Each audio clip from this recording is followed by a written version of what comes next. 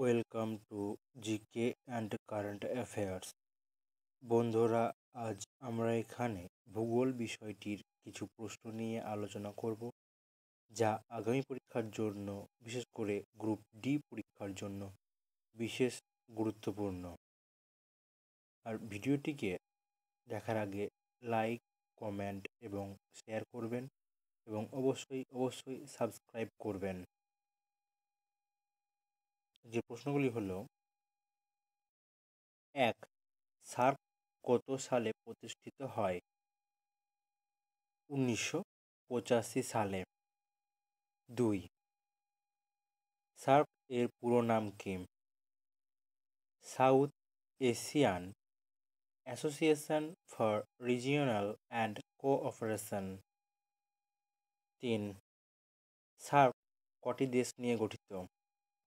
SAARC 8টি দেশ নিয়ে গঠিত।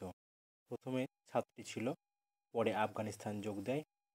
তো 1 নম্বর বাংলাদেশ, 2 নেপাল, 3 ভুটান, 4 শ্রীলঙ্কা, 5 পাকিস্তান, 6 মালদ্বীপ, 7 ভারত, 8 আফগানিস্তান। 4. নেপালের উচ্চতম শৃঙ্গের নাম কি এবং এর উচ্চতা কত? উত্তর হবে মাউন্ট এভারেস্ট, উচ্চতা 8,848 মিটার। 5. নেপালের প্রধান নদীর নাম কি? উত্তর হবে কালীগণ্ডক।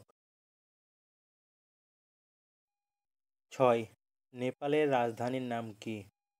কাঠমান্ডু। 7. নেপালের প্রধান শহরের নাম কি? পোখরা, বিরাটনগর, জনকপুর। 8.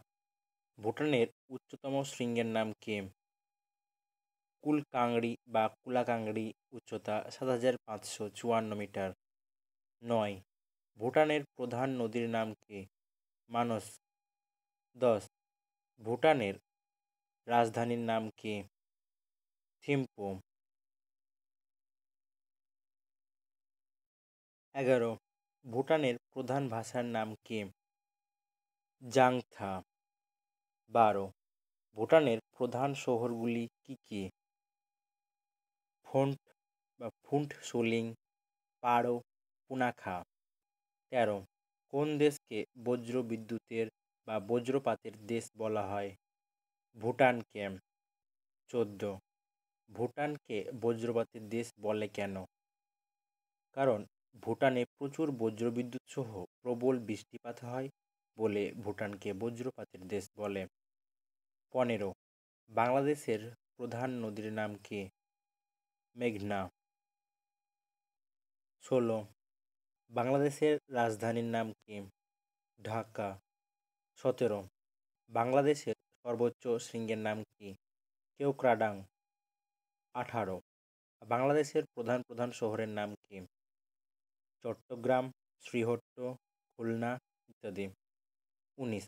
বাংলাদেশের কোথাকার মসলিন কাপড় জগৎ বিখ্যাত? ঢাকা। 20. বাংলাদেশের প্রধান ভাষার নাম কি? বাংলা।